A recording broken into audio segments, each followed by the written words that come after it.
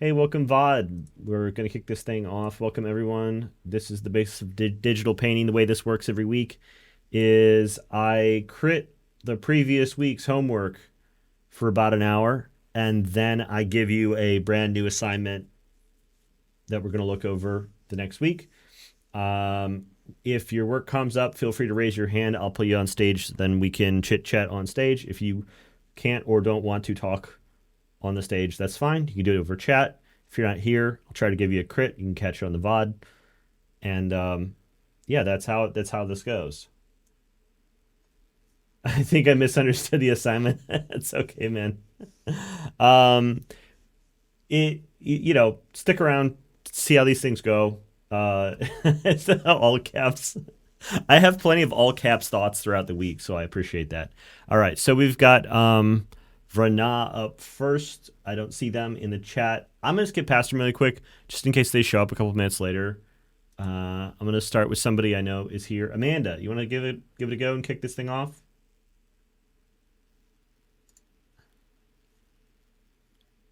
Hey Hello. Amanda, how's it going? I'm good. How are you? I'm doing good too. So I got you were saying you stuck to a 90-minute time frame and that you were putting a lot of your emphasis at the beginning of the process in order to try to get it sped up. Yeah, lots of times I would maybe spend 10 minutes on a sketch, get the rough gesture, and try to fix it later. But I've learned don't fix it later, fix it sooner. It's a lot harder to do it later. Yeah, I was thinking about that, but I was also thinking that I think it's possible for you to go further in 90 minutes. So I was trying to figure out whether or not it is maybe a thing where you could use those you could be more efficient in those early steps to try to get further along faster. Hmm. Um, like this, or if there's some other piece of wisdom here I can share to help out that process. How far along would you say this work in progress shot is in terms of time? The first one's about 45 minutes in, 45 roughly. minutes. Okay. All right, so you're at about halfway point here. That I would say halfway is like a good place to sort of pivot from figuring out where everything is and creating a kind of structure for yourself, and then moving on Hmm. to like working forwards and finishing it, adding things like color and detail and edges and whatnot. Um, I one of my instincts here is I think you might want to lay things in darker sooner. Okay. Um, my guess from looking through this, because I was trying to figure out where can I help you streamline this process to push it forward faster so you can get further within like a 90-minute or a 2-hour time frame. Hmm. One of them is it feels like you're struggling a little bit to find where the values are and you're going back and forth a little bit on it. Um, working from like light to dark, for most people is just harder than going dark to light. I think because when we add in lighting, when we splash lighting on a dark base, it mimics the way that light splashes on an unlit form, and creating from an additive perspective rather than a subtractive perspective, I think is a little easier. So I usually when I'm laying in flats, go darker than where I need to be. And I do typically work in both directions still, but there is a bit of a bias towards the darker first. And I find it's easier to find values from like a darker base first. So if you're finding yourself trying to add lights and darks to the figure with a base color that's similar to like this background, I think you might actually be building in more repetitions or more like steps than you need to get to where you got here. I'll definitely have to try that in the future. Okay, great. Yeah, Yeah. I'm glad I'm not off base there. No, you're not at Bit all. of, bit of wild swing. I like the mixture of hard and soft brushes. I can see you using a very hard edge brush with very like high flow to block in some areas like on the boot. Hmm. And then you having some smoothed out areas across like all the big lumps in the muscles where we get like a lot of transition over a very short period of time. Keeping that smooth in general early on feels really good. Building out the barrel of the torso, using a softer brush, also very good. But I think then once you start getting into these tighter details, like around the folds and stuff, keeping that soft brush there, I think is going to slow you down because you're going to be teasing at those edges a lot more than you need to. I would either keep this broader earlier by just generalizing out most of the folds and anticipating that you're going to find the exact position and edge of those folds later in the process. Just keeping it to the larger shapes and the larger shadows until you get into a slightly more refined space, because it's going to be easy to like second guess every single little fold when you've got a lot of little compression folds like this. So if you have a vague idea of it, I think it's fair to leave them out to some degree and then see if it's easier to like carve them in later once you're getting more specific.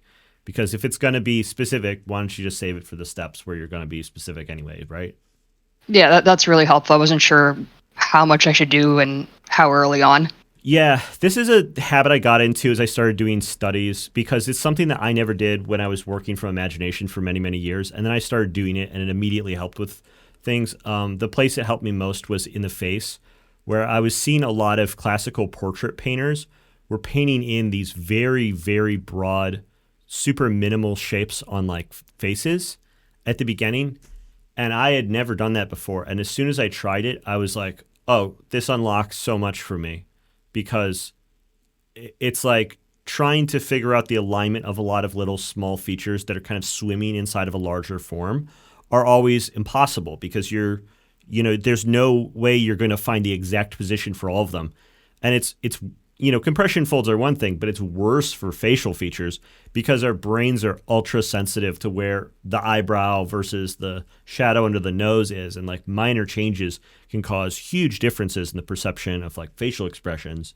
So starting from like much bigger shapes early on and then waiting for further into the process to start to define like specific eye shapes and stuff was something I picked up watching speed paints from like people who had done more academic painting, and it's really helped out a lot for me. So I would recommend the same thing like for both the compression folds and the face as a way of getting through this step in a way where you're establishing everything you need to, but you're not spending extra time on things that don't matter.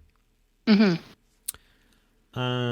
Let's see. Do I have anything else here? Okay, let's look at the final one. You've got a lot of these final marks that you're making here are really high opacities. It's a little surprising to me. I think my brush is usually set to about 100%. Okay, about 100%. Yeah. Yeah. Okay. Are you working in Procreate? Yes. Okay. Yeah. One of the things that bugs me about working on a tablet is that like there's a few options for really good hotkeys to control brush size and opacity on a keyboard. And I found that when I was working on tablet, the hotkeys for them were a little bit more finicky and less reliable. And so I found myself not automatically having muscle memory for them. And then I did it less often. And so I was trying to adjust my workflow to adjust things like sensitivity less often, which is why I was guessing that you were working on a tablet based off of that fact. Mm-hmm. You might, if you're going to stay on the tablet, you're going to probably want to just figure out what's the most reliable, easiest way to quickly change your brush opacity. If there's a gesture control for it, or if you do you have like a little Bluetooth hotkey thing that goes with I just ordered one yesterday. Oh, you ordered one yesterday? Okay, yeah.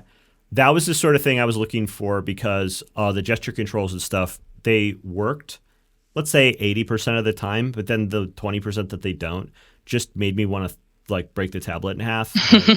And so like I was trying to like buy a Bluetooth keyboard when I was being forced to use a tablet. Because having a really good, reliable hotkey solution for being able to adjust essential properties in your brush. I don't think there's a way of going around it. I think that keeping the brush at 100% later in the process like this is weighing on your work. It's making you have to go through, more back and forth. It's making things messier, and it's probably making you frustrated in the process. So I'm glad to hear that you've already you're trying out solutions for it, because I think that's going to make a big difference. For sure. If it's not the physical hotkeys that make a difference, find some other way of getting it done. Because I think it's really important. It might be that you find a point earlier in the process where you work with really heavy strokes and at a higher opacity to block things in, and then you get to a certain point, and as you're finishing, you're turning it down to 40%, 60%, so that you can start to do a little bit of blending, because it's not a time-consuming process to blend. And you should be able to do it with a very high degree of control also. And you don't need to to do a lot of blending. You don't need to constantly change your opacity and flow. As long as you're staying on that step for a bit, you should be able to continue to do it without having to go back and forth on your commands a lot. So if you can get a lot of the values laid down in a rough way at an early step, and then you can go through and do a bunch of blending as a step and kind of cover over a lot of your blending all at once without having to mess with your brush too much.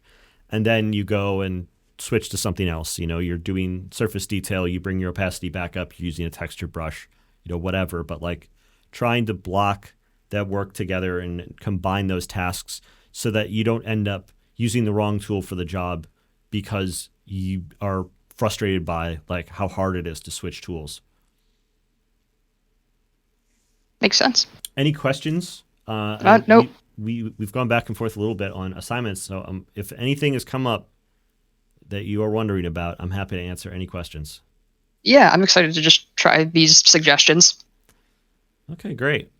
Yeah. Thank you. I'm gonna include this on the VOD a little bit. Just I haven't shown the reference yet on this episode. So here's the reference for it. I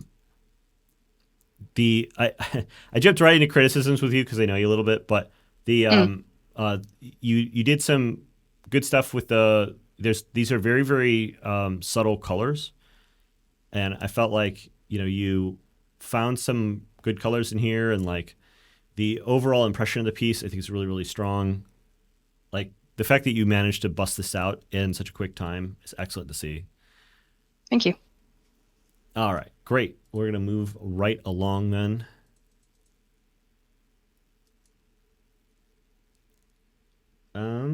Seeing if it get Verna is here now.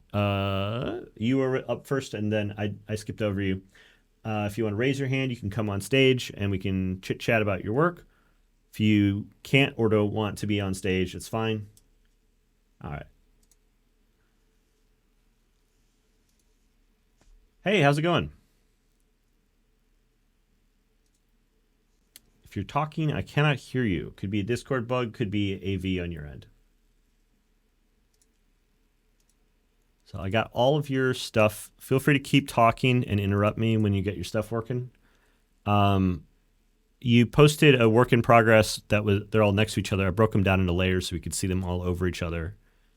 It was a really, really thorough process, and you got a really accurate result in the end.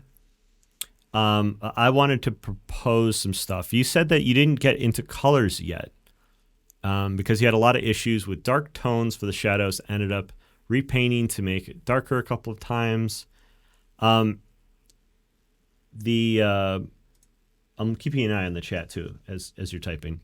The thought that I had, try to use gradient maps at the end. Aha. Yeah, gradient maps can be a nice first pass. The thing I was thinking was you have this really thorough process here. And this is coming up with another person that I pulled their work today. And there is definitely some people online who have a really like thorough process where there's a lot of steps that go into it, and these steps involve, at some points bringing in mannequins and then rough drawings into clean drawings. There's an emphasis on line art with a lot of these people, and then you've gone into really intensive rendering on top of all of it.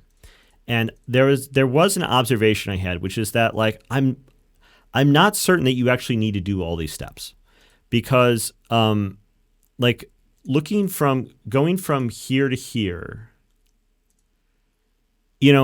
I've noticed that while it's generally the same, you're not actually sticking exactly with the original block-in, the original mannequin block-in here. And so I don't know if the mannequin block-in is necessarily like doing stuff that you couldn't get by a couple of little additional construction marks on your gesture drawing here. The gesture drawing is a great way of establishing a lot of the same information. And then if you wanted to add in some ball joints or a couple of notes about like the box on the hips, like those things fit in perfectly fine in a gesture drawing like this. Just did it as an exercise. Okay. I wanted to be really clear about this because, we do have some amateurs in the audience as well. The mannequin, I think, is actually a better expression of thinking, of like the thought process inside an artist's head and visualizing the thought process in an artist's head than it is an essential step in the process. And I see that these have become pretty popular, and I don't really think that they're an essential part of the process. But I think what I realized is like a lot of people who are non-artists don't realize that this is actually happening in an artist's head. That like when you're doing a gesture drawing, that you're often thinking of a mannequin and trying to drawing over a mental mannequin that is blocky and three-dimensional, rather than thinking about purely two-dimensional lines. And so when I see a mannequin like this, I think, yes, an excellent visualization of a view inside the artist's mind. And then doing a really precise drawing like this, I'm not sure is entirely necessary. I think again, like you can probably start to work into a rough drawing and merge these two steps as well.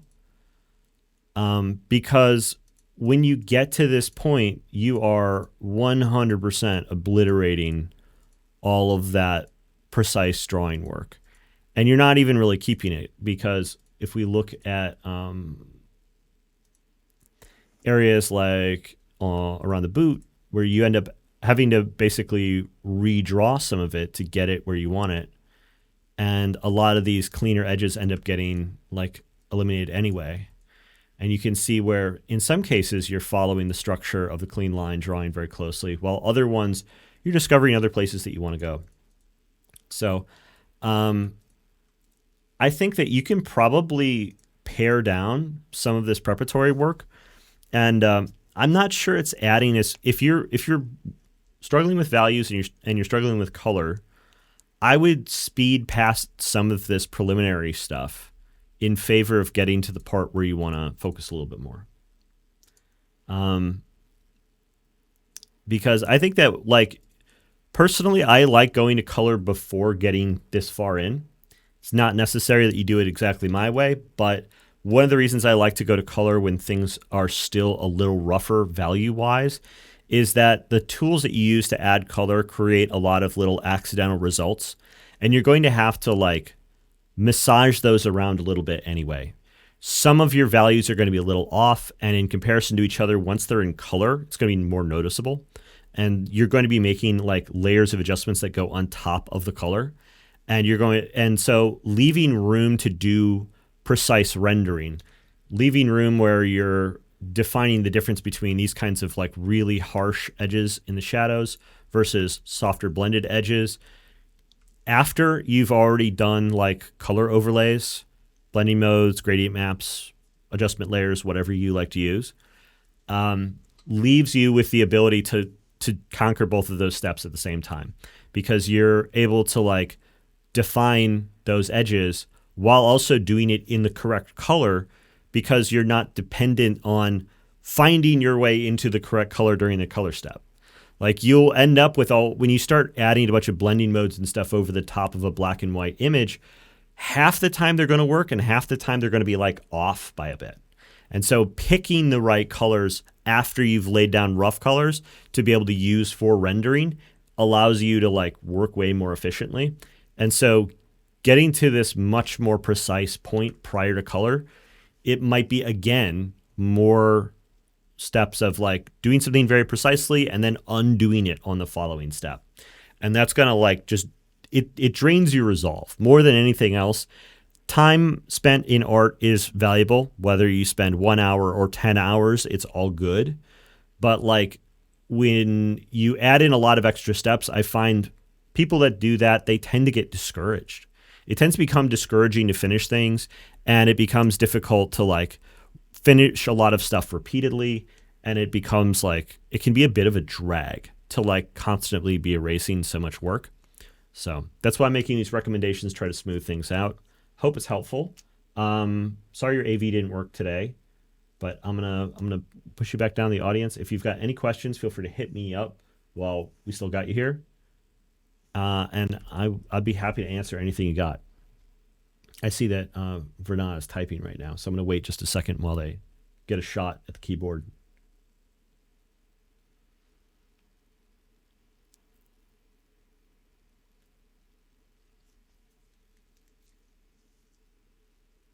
Little Pepsi. Hey. Argoni was asking earlier, what's flow? Oh, I'm going to answer this question really quick. I have some issue. I can't see the stream on the client and have to watch in the browser, and so it's not picking up the mic. It's okay. The question from Argoni Marquez was asking, what's flow? Because I mentioned, a brush that had high opacity, high flow. So many of you are familiar with how I work, and my brush is typically a size brush. Like I use the pressure sensitivity for the size. But with high flow, you get these perfectly crisp edges on all sides of the stroke. When you turn the flow down, you end up with a stroke that like starts and ends more softly. And if you turn it way, way down, we have 20%, you turn it down way, way down, it starts to do this where it takes a while to build up. And so you can end up with like a sketchier, looser stroke overall. So even with a hard edge brush, you can end up with a really sketchy, looser result. And so if you're finding that your marks are overall looking too blocky and opaque, instead of turning down the opacity or trying to soften them out, it might actually be more valuable to turn down the flow a little bit. Because when you turn down the flow, what you end up with is a brush that has the ability to carve very hard edges when you run parallel to it, but also make softer transitions by running back and forth along the length of it. It's in basically every painting program. I'm doing this in Photoshop, but you can do that in just about anything. All right, well, we're going to move on to the next one. Thanks so much to Verna here.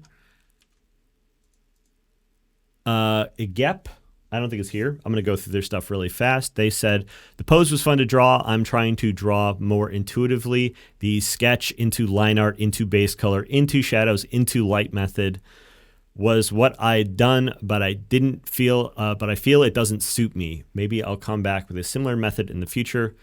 Now I see it lacks contrast. Every method has the ability to do everything, as far as I can tell. Like, if you want to break it down from sketch to line art to flats to shadows to lighting, all as like separate discrete steps, with like the shadows and lighting being on their own layers with their own different blending mode, I've seen people produce incredible results with that. There's no reason why you should have to skip on it. But if it's not working for you, and that's the thing that you're saying here, then definitely skip on it. The suggestions I'm making are based off of my own experience. And I'm talking to someone right now to make some educational, some like paid VOD content for us that has a method that's a lot more like what you're talking about. This like sketch into line art into base colors and shadows and lights all on separate layers. And it worked great for them. They're doing fantastic work. And so I can't say it's wrong, but you just have to be sensitive to what's right and wrong for you. I like that you played around with the local colors on this. If I have a recommendation for the colors overall, I think one of the things that's a shortcoming about having different types of layers for lights and shadows is that when you have a base color and then you try to do things like multiply and screen on top of it, we're going to do screen, highlight, and we're going to do another layer with multiply. This is a very common solution. One of the problems is that you tend to push towards a version of lighting where you are just doing lighter and darker versions of the same hue.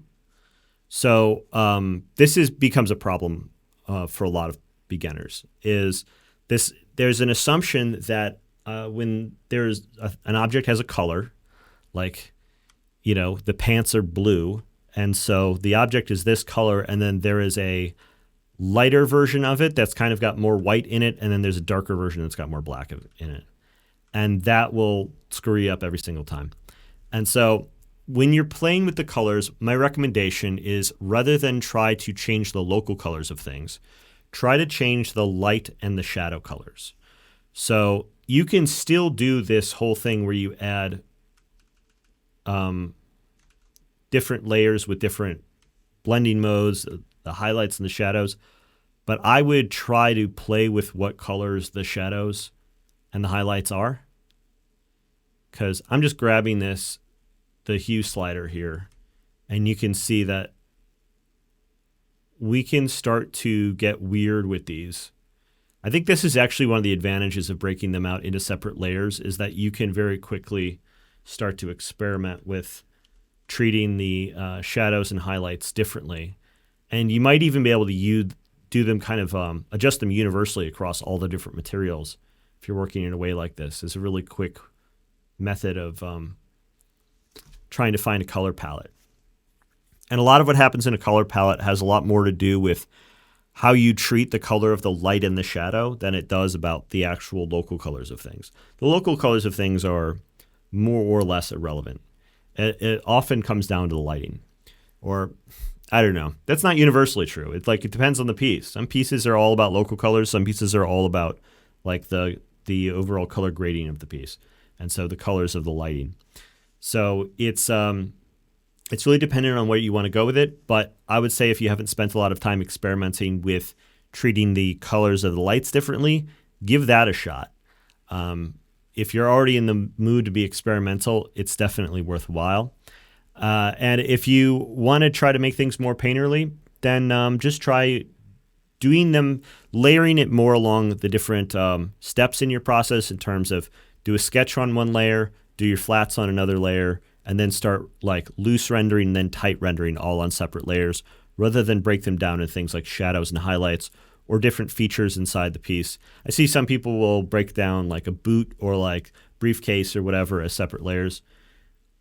It's useful in certain types of workflows. Some people, that's the way their brain works. Personally, I think that's harder, especially for something like a study. So I hope that helps. Thanks again for sharing your stuff. I hope you catch this on the VOD.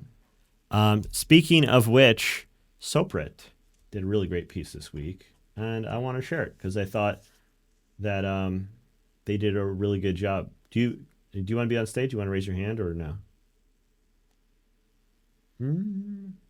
No mic, sorry. Okay, that's fine. Textured brush for the initial block out, round brush for everything else. I like that. That is definitely a workflow I can relate to. Still not sure about the size pressure thing. Hey, if you don't like it, don't use it. It's my flow. It saved my hand a lot of pain because it's easier on the hand because you can do it with a lower amount of pressure to cover more area. 2 hours and 40 minutes. Sorry, it's all yellow. What do you mean, sorry, it's all yellow? I love the yellow in this. You've got your process breakdown here, really loose, big, broad shapes, all with a textured brush. I really like textured brush early for both drawing and painting blockouts because it prevents you from going like having your brain tell you like, no, no, no, no, that's not where the silhouette is. It allows you to keep things looser, and like instead of having to squint so hard at the piece, it kind of pre-squints it for you, which helps like keep your mind general and keep you a little unfocused. And then you're going in with the round brush here and starting to find some of these edges, stiffen things up, but not too much. And then bit by bit, kind of like sharpening it down as you make more distinct choices, which I think is a really good flow. And I think it's creating a great result. This is what I'm talking about when I'm talking about inventive colors, because you can see how the colors of the lighting here are really changing this piece. One of the things that I saw in a lot of work this week was a bit of a struggle with figuring out what were the values supposed to be across the body, because there's actually a really interesting trick in this that makes it a little tougher, which is that we have these really blown out areas that are being hit by a key light. It's like a spotlight up here that's shining down on them, and it's coming in and it's only hitting a few of these key spots. And then everything else is bounce light that's like coming up off the ground. Like this is all reflection from the ground reflecting up at him. And it's difficult to tell exactly how intense you need to be with that bounce light. And I saw a lot of people either go too light or too dark, and it was a major focus of their struggles with the piece this week. And I can appreciate those struggles because I feel like I can never quite dial in exactly where the values need to be perfectly. Like I can get it within maybe 25%, but not like 5%, not like pinpoint accuracy on values. And it helps getting stuff into color because you start to see like a more realistic, more natural way that like the different lights are being separated. And when you start changing the colors of those lights a little bit and twisting them, you start to get this clearer picture about what is being affected by, you know, a bounce light versus a key light, and treating those differently color-wise is, I think, both useful for you as the artist as well as it's more interesting, and it's easier for the viewer to decipher what's going on, especially if you're going to keep things loose. So I think that all of these warm tones that are happening here inside the bounce light, they're not present necessarily inside of the reference. I'm going to pull that up really quick. We do see a bit of a difference in temperature between some areas in the skin tone here, but it's a really desaturated photo. So a lot of what's happening with all of these worms being brought in is largely imaginative. And then, you know, the key light being much more yellow like this makes it so much more clear. We're not reliant entirely on the values.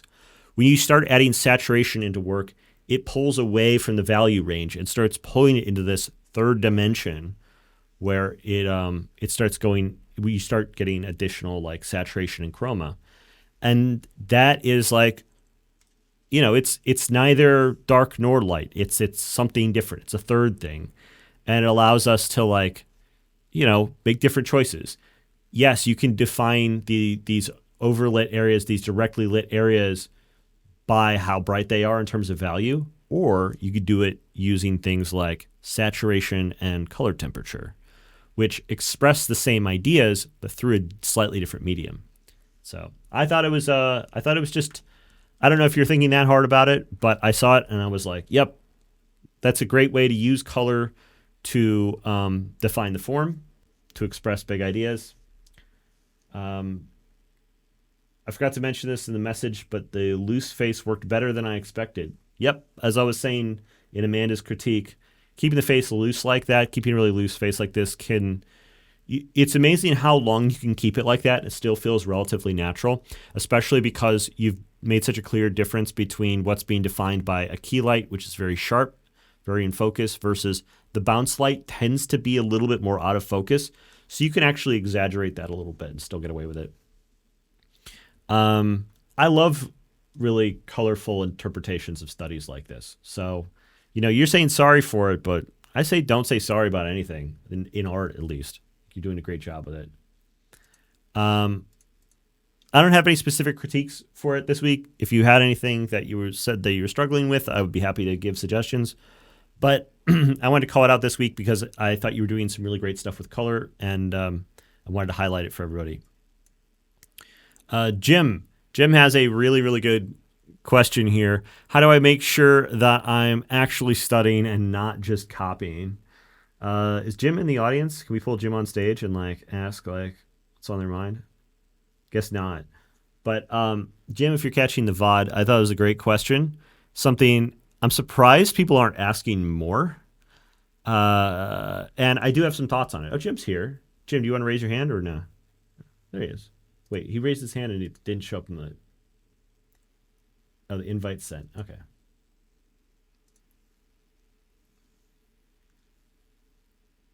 I see the invite was sent. I don't know if Dustin ended up hitting the button before I got to it, or if Discord is being weird and okay. There's so many Discord moments that we get that we're always dancing around every single week. It's all right. But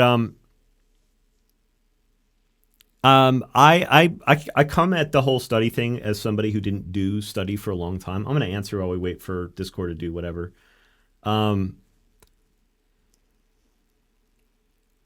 personally found that like studying, there were times where I was studying and just trying to copy, and I felt like I wasn't getting anything because I was just copying, and it was totally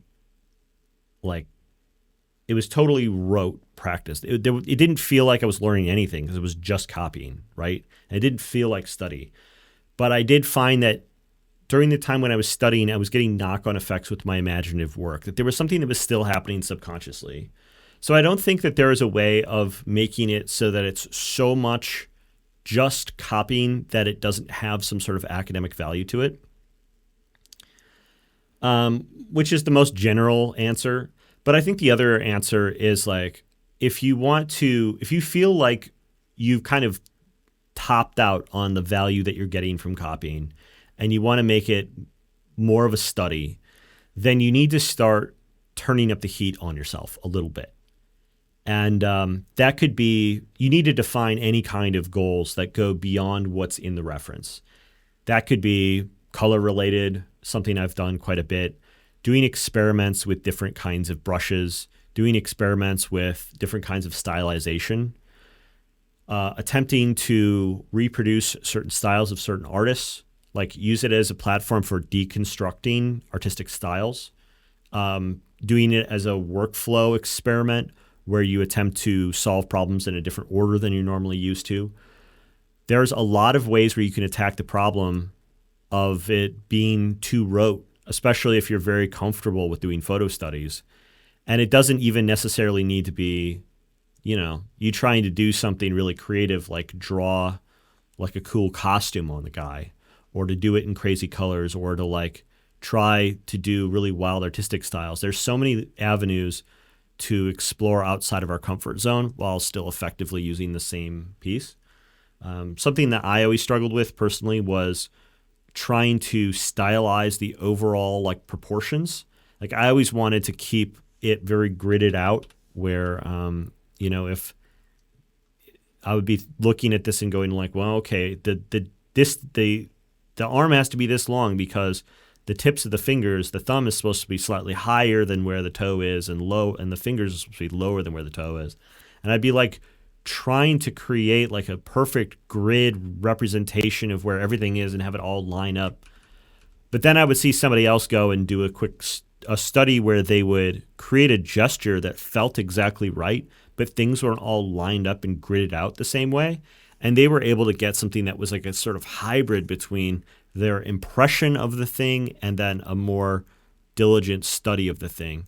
And that was just like the way that their brain worked when they were studying. And I always thought, man, I don't know if I can do that. But if there is anything out there that where you look at somebody else's study and you go, I don't think that my brain works like that. I don't think that I would do that in a study ever. Challenging yourself to do something that is unfamiliar or that you don't have any comfort with, even if you're going to end up more or less just doing a photo study, has the capacity to like put you in an uncomfortable spot and force you to like get that learning feeling, get start getting a mixture of like satisfying, successful experiments and depressing failures. People who do a lot of studying, I think they always seem a little depressed by the fact that like they're not getting a lot of highs and lows out of their studies. They're just grinding at them. And I think that like ideally when we're doing these kinds of studies, we should be feeling a mixture of like pleasure and pain mentally. There should be some sort of feeling like your, brain is just getting zapped by electricity. Like you feel bad about your choices and you regret things. Like I think that needs to be a part of the process a little bit. And there's a lot of different ways to attack that. So that was my big thought on that one. I thought it was a really great question. Moon Peanuts. Is Moon Peanuts here? Moon Peanuts is usually here.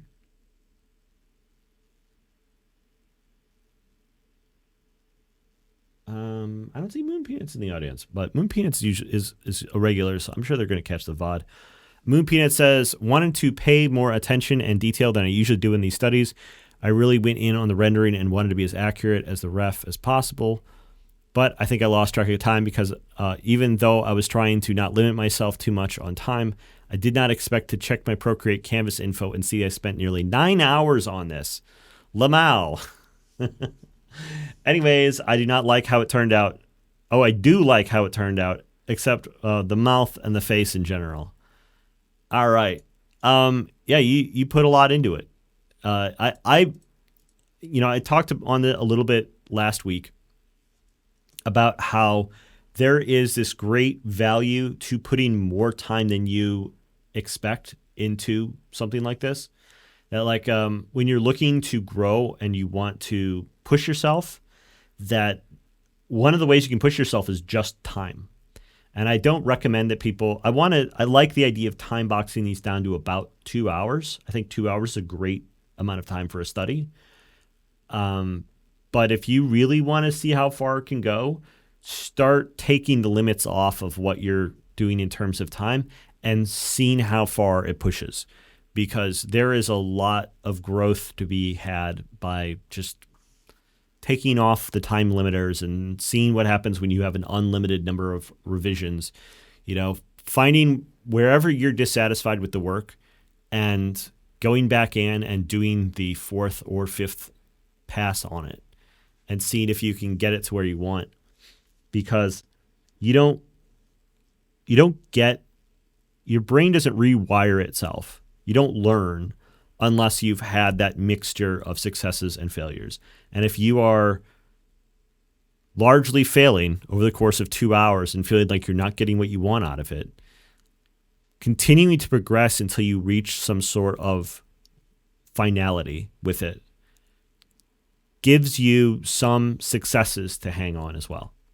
And so I think that it's important to keep with it until you feel like you are getting successes.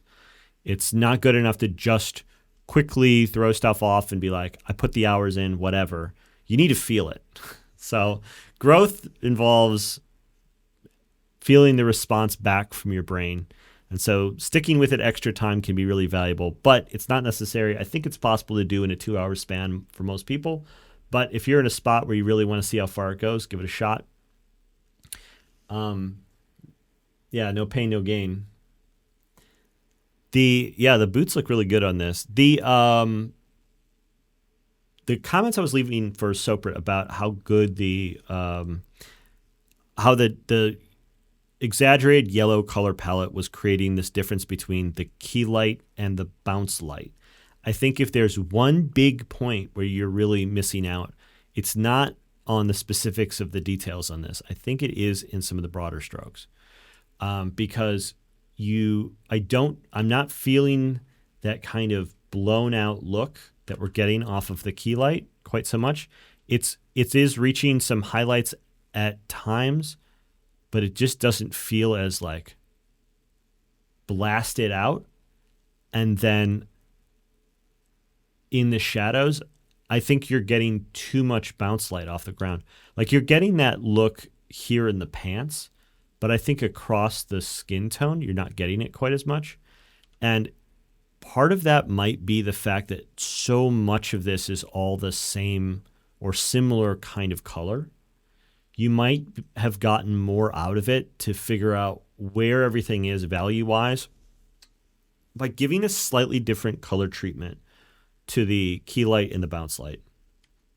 If not for accuracy reasons, then for like building a clear mental model for yourself. So one of the ways you can do that is by really quickly going in with, soft light, hard light, or overlay, and picking some, slightly warm or cool tone.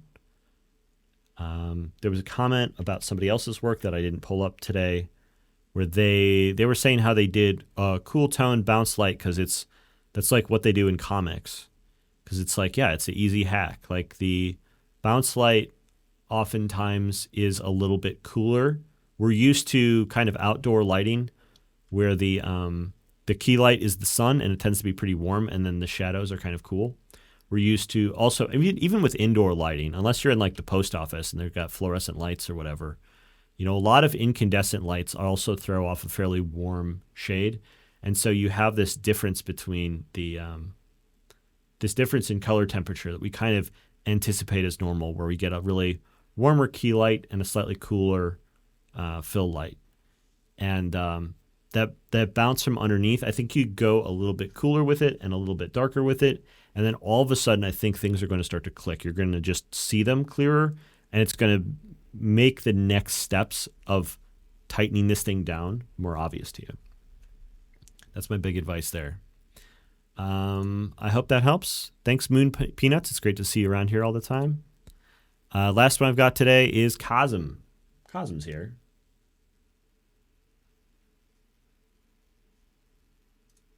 Cosm's coming up. You didn't have a lot of on. No, did we get nobody on mic other than Amanda? It's just a couple people today. Hey, Cosm.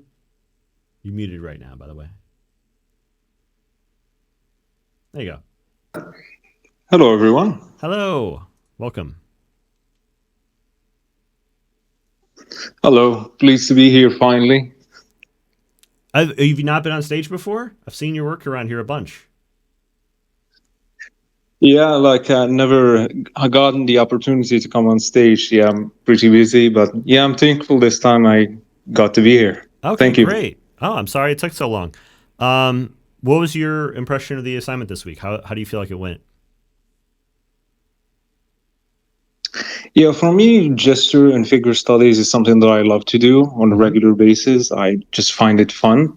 Mm-hmm. And I don't think generally I have trouble in the whole process, but when I try to compare it to other studies or the works of masters, I always think that I'm missing a certain piece of the puzzle, especially when it comes to the finished product. I feel like it's missing something that I haven't realized yet. And I hope that you can give me some insight about it if you see something. And yeah, that's about it, I think. Yeah, I do. You had mentioned in your comment that you thought it was something about rendering. And so I was looking up close at your work. And what I'm looking for, if there is trouble with rendering, it is in a lack of diversity in the edges. So I immediately felt like it probably wasn't the rendering, because what I'm seeing here is in some cases you're picking these razor sharp edges for the parts of the silhouette, or on very hard lines you're getting these very, very thin razor hard edges. Then you've got this cast shadow has just a little bit of a blur to it, which is great to see. This is something I feel like a lot of people miss, where you've got it just at 80% hardness, a little bit of saturation on the edge. I think it looks gorgeous. And then it's in contrast, an obvious contrast right in here, where you have much softer edges.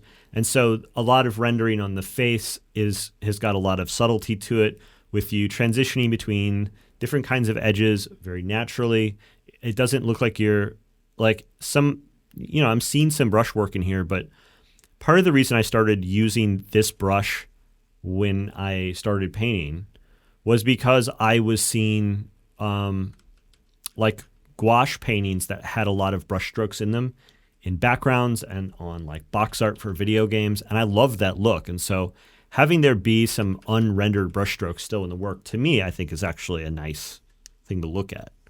So I am going to push back on the idea that I don't think you may feel like it's taking too long to render, but I don't think that you are necessarily having trouble with the idea of rendering, because fundamentally it feels like you're getting a lot of it very, very nicely. The place where I'm noticing there's a couple of things that I'm noticing that I don't like as much. One of them is it feels like you're using like a dodge or burn tool at some point here. Is that true? I didn't use it. I actually used like a gradient I don't like to use like the screen and overlay modes. Okay. I don't know how to use them, but I use gradients a lot. Okay. Yeah. You're getting this thing that is exclusive to digital art, where you end up with these wells inside your shadows that go very saturated and near black at the same time, where typically inside of a shadow, things tend to kind of flatten out. And instead of finding like a good shadow color and having some of these areas pool together, there's these sort of strange pits where they go to these near black but very, very saturated colors. And it's a look that makes the work look specifically digital, because it's something that's very hard to do in traditional media, but it's something that's very easy to do by accident digitally. And so I tend to try to avoid that wherever possible, because I think it gives a sense of like the values being less intentional. And it also makes it look a little bit digitally in a way that like I think was very popular in the early 2000s, but it fell out of vogue with me personally, like, not after too long when I started painting, because I don't know, it feels like it tends to happen with blending modes or with the dodge and burn tools. It's very easy to accidentally create these kinds of shadows with like the burn tool when you try to darken an area that has a lot of stuff going on in it. But if we do like, you can see if I use a burn tool on stuff, we end up with that same kind of shadow where it ends up with this sort of saturated edge, but then it goes in this really deep pit. And we can see that in areas like here on the inside of the elbow as well. Whatever's causing that, I would reconsider it personally. That's one of the two things, is I would look out for any workflow stuff that's creating that kind of burnt edge look. Because I think it ties into the second one, which is that I think that the trouble you're running into is value control. In this piece in particular, the main thing that I think you're getting, that you're doing differently than the reference, I don't want to say getting wrong because there's still room for stylization, but I think that the bounce light is really too bright. And it's competing with that, it's competing with the key light a lot. And so you have this lighting where he's being sort of equally lit on both sides, and it's just a little too intense overall, and it affects the readability of the overall piece. So I think that in the way I was complimenting your edges as having a lot of different variations, a lot of different discrete steps, I think that you need to keep an eye on that for your values, that there is more discrete steps of value that you need to make room for in your piece, that the color of the bounce or the brightness of the bounce light across the chest needs to just be a different value range than what you're getting in the key light across here. You're getting it closer on the pants, because the pants have this crinkly, high contrast look that, very naturally. And then, you're not going quite so bright on the right side of them. And I think that feels a little bit better.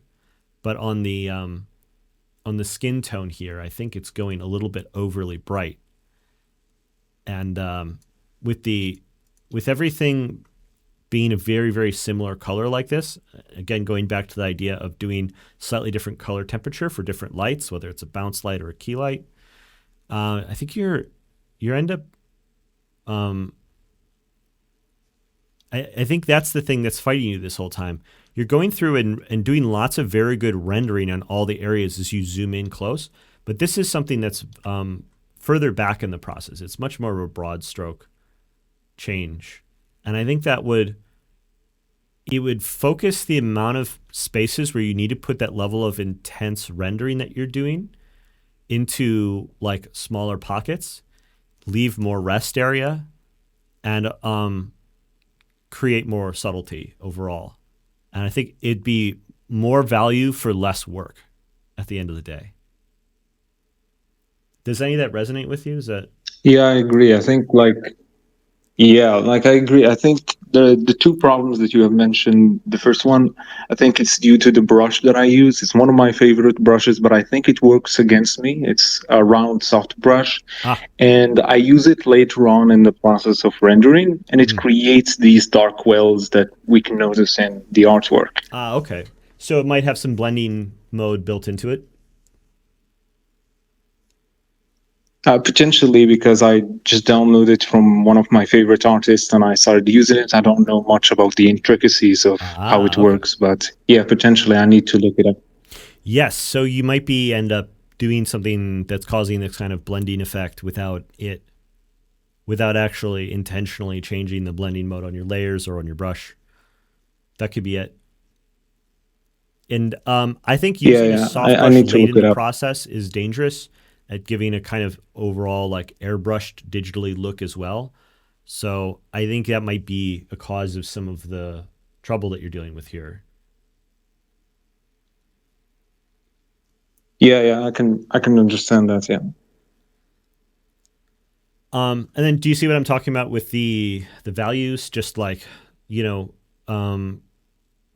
them a little bit more, having like, some of these areas more lower contrast, more in the middle, while that leaves, you can see how that leaves so much more space across like the top here, and how this ends up being, in contrast to this, you can see how we end up with a very different overall focus. And I think it actually changes the way that the rendering on the face even looks by not competing quite so much. Yeah, like definitely once you added that, I could see the improvement totally. Okay. And I need to put it to work to be able to kind of make my brain kind of try to understand it, because I think it needs mileage for me. And I need to reduce a little bit of that over rendering so I can break it down. I don't know if you are over rendering. I mean, you seem to really enjoy rendering. You say you like doing figure studies. Don't force yourself to use my brush if it's something that isn't comfortable for you for rendering, but I would make sure that any brushes that you are using aren't creating any kind of accidental effects like this burn effect that we're talking about. Dodge and burn, it's like there's no tools that are wrong tools to use. I'm trying to put this in the context of like, here's the effect that it's creating that is potentially accidental or undesirable that you may not realize is like giving you this sense of like, something's wrong, but I don't know what it is. Like, we want to avoid that at all costs. We want to make sure that whatever you're doing, whether you love it or hate it, you know where it's coming from and why it's causing you to feel good or bad. So the more awareness you have over like where your feelings are coming from, the more control you have. Yeah, I totally agree. Yeah. Okay, great. Do you have any questions for me? We're at the end of the class here. The timing on this is perfect. No, not necessarily. I think you give me like a lot of insight about what to change. So thank you so much. No, thank you. All right. It's nice meeting you, Kazim. All right. So we got another, nice meeting you too. Thank you. We've got a new piece this week. I'm posting it in chat here, and I'm also going to post it on the homework thread. I picked this one as the homework for this week. Let me just get this on the homework thread here. Because I like this. I liked how kinetic this pose was here. it gives a little bit more to chew on as far as, having to figure out where all the limbs and everything are. And in this piece, you get that even more so because we get this kind of box where you can see, like, you actually have to think about this in 3D in order to see where everything is. Like, we have it's like we have a depth we have it on 3 dimensions here, where it's like things are going forward and up and back and to the side. So we have, like, this is all, the leg here is all on the y-axis. Oh, I'm on the wrong brush. That's why. So this is like all moving on the y-axis. This part's moving on the z-axis, and this feels like it's moving. And then the board here is moving on the x-axis. It's like we've got this 3-axis look where we're really having to think about this overall pose in 3D. It's nearly impossible not to see it. And so by studying this, we just end up cementing that a little bit more inside the brain. Feel free to have fun with the overall color palette on this piece. Feel free to go and stylize it more if you want to push this and make it even more kinetic and stylized. Go crazy with that. And if you want to do this as like a perfectly accurate reproduction of this photo, that's open for you as well. Whatever your comfort level is for it, go crazy. But I just thought, as far as really having to reckon with the pose of the figure, this is a solid one. This is just a solid photo to check out. So if there's any last minute questions. Oh, wait, I've got a plug. I got a plug of this thing. We got a freaking thing to plug today. I'm actually selling something on this site.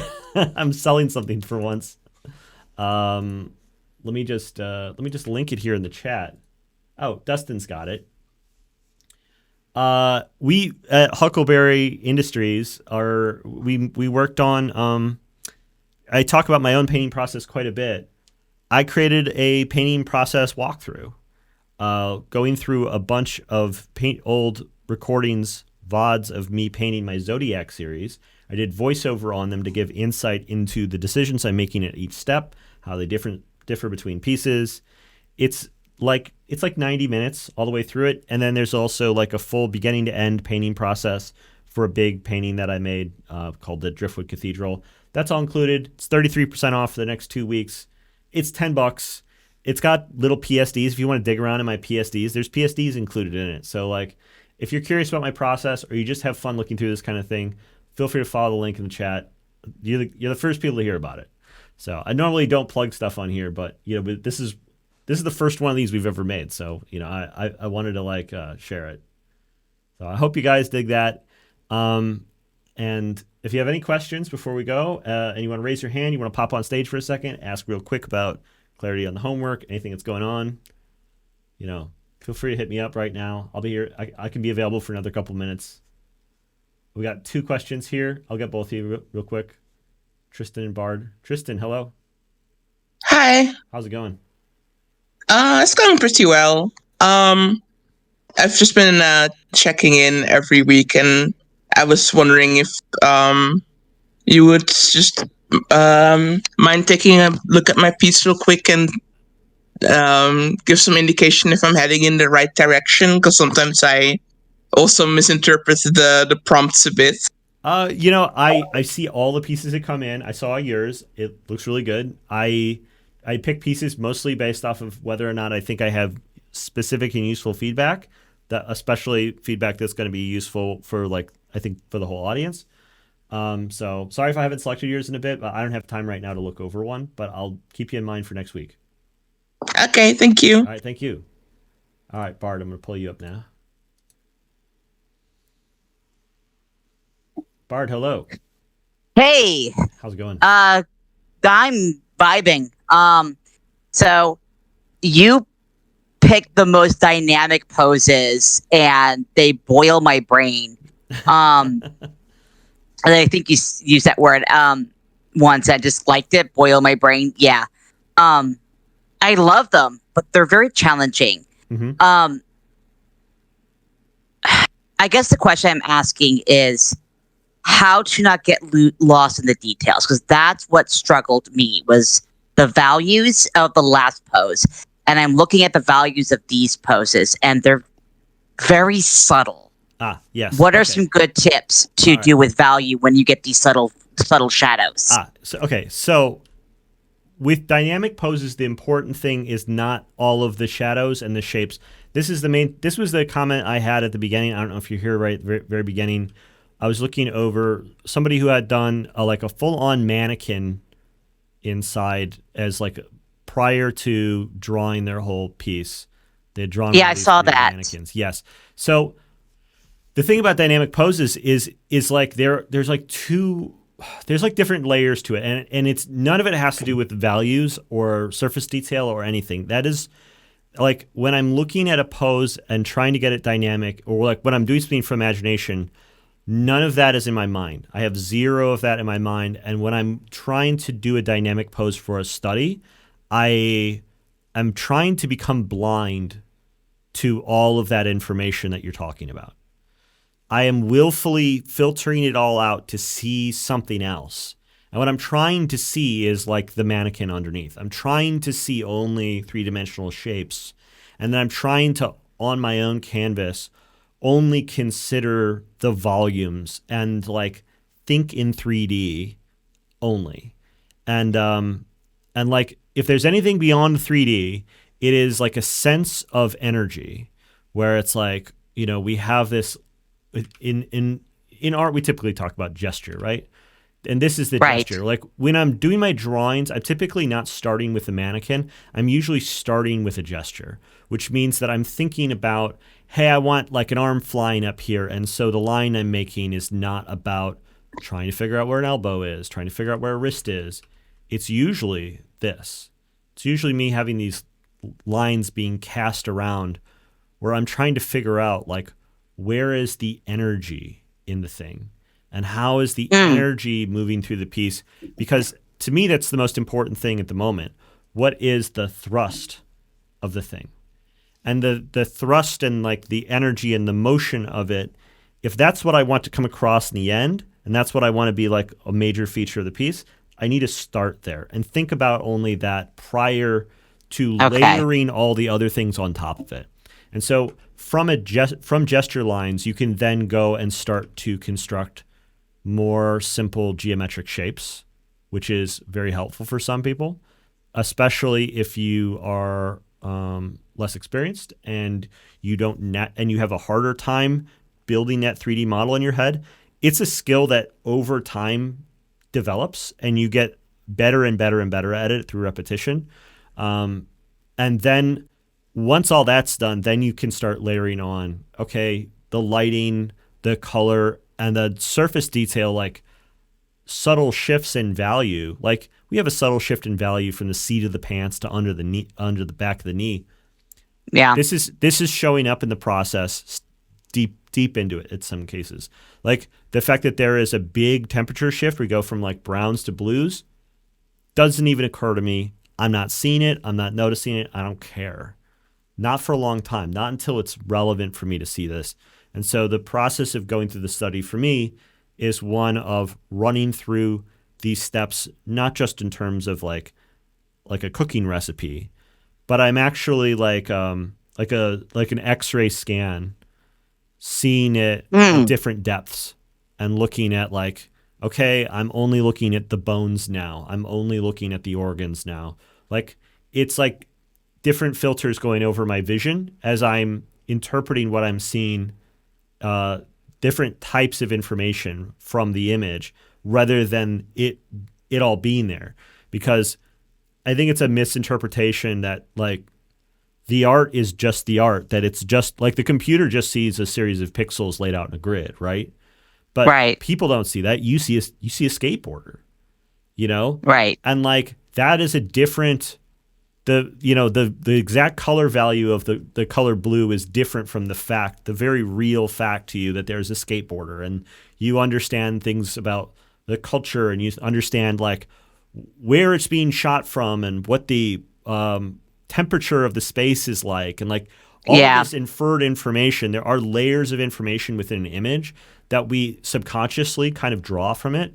And I think that the process of learning drawing is often the process of teasing apart these discrete layers of information and learning to see them one at a time and break them down. And that's really what the process is all about. When we talk about process, and I'm going to plug my thing again, the thing I'm doing is broken down into the steps of the process I take in painting, because at each one of those steps, I'm trying to do very discrete things. And like I'm trying to bring that same thought process here to these studies. So think about that as like, if you feel like you are getting overwhelmed by the amount of information that you're seeing, and you're trying to figure out how it all bounces together, presume that I am no smarter than you, and I am not better at breaking down that information. But what you can presume is that I am filtering out. I'm seeing less than you are. I'm seeing only certain pieces at a time, and I'm bringing them in steps. I'm just breaking down the chunks smaller, so that when they get layered back together, they create this complex image. That's very interesting, because I work the opposite. I see the whole thing and then work backwards as a painter, as a traditional artist. So this whole thing is being me unlearning everything from traditional art. And I get what you're saying about the line of action with the gesture. I forgot about the line of action and direction, and all of a sudden I was like, "Oh yeah, this stuff is true in traditional that's right." also. Like, what I found is that people tend to break down layers of information differently between them. So it depends on your brain, it depends on your prior experience, depends on your medium. So like, this is why people's processes tend to be so different from each other, and why they tend to recommend opposing different, types of ways of working, because we all need to chunk the information down into small pieces. But the system that makes the most sense to us based off of our medium, our experience, our brain wiring is all different. And so we have these different like steps at breaking it apart. And so my recommendation to everyone is that try out the way I'm doing it, try out the way you see other people do it, and then try to figure out, like, according to your own experience, medium, and brain chemistry, what is the easiest way that you can tease apart the thing to get the best result. And so it makes it very difficult to make definitive answers about like how anything should be done. And so it makes artists always seem evasive, I think. Yeah. Well, thank you so much for helping me break down the image. Every time I visit, I learn a little bit more, and I'm getting slowly more confident. Well, it's traditional medium is. I'm very happy to say this, because I've always been wondering, where is the best place for me to go off on this rant in particular. So you gave me a great opportunity to do it. Well, that's good, and I'll definitely carry this through with my traditional mediums. I use watercolor, and I've been getting back into pastels. So thank you. All right, thank you so much for helping me improve my my work. Great. All right. So that's it for today. Thanks everyone for joining. 5 p.m. Eastern every Thursday. I'll see you back here next week. Until then, have a good one.